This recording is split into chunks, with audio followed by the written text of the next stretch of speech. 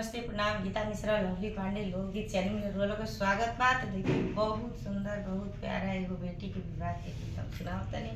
हमारे गीत के सुन के हमारा चैनल के आशीर्वाद दें हम लोग।